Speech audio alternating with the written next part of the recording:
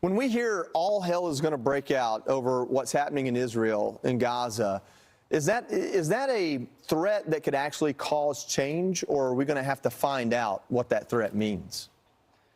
I think Hamas is going to find out that the Biden administration has been really slow rolling everything Israel has tried to do in their response to the horrific acts of October 7th by Hamas and the ongoing, keeping hostages as a negotiating tool. So while Gaza has been fairly well devastated, the Israelis have done considerably less than they're capable of because they needed our assistance.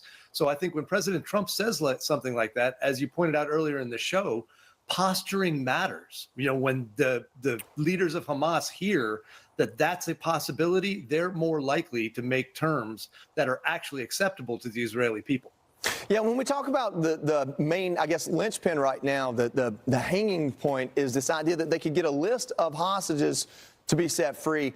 I look at this and say it kind of looks like Hamas has the upper hand because Israel, Netanyahu, through their own people, they're so desperate to get names to find out who may be alive, who may be, may have an opportunity to come back home. It's almost like you're so hanging on to hope as far as the Israeli people go that Hamas has more of a bargaining chip there. But on the other side, that's the only bargaining chip they have.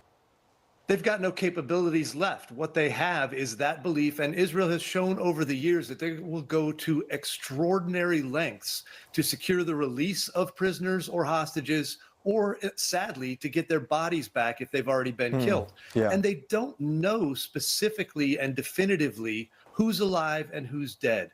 So this war has been dragging on for a long time because of that, desire by the Israelis to get their people back. And I think Netanyahu's under tremendous pressure, domestically, to do whatever he can to get any remaining living hostages home. I think they'll make some sort of deal. And at the point where they find out who's alive and who's dead, President Trump's words may come into play, and there's hell to play for whoever's left in the Hamas leadership.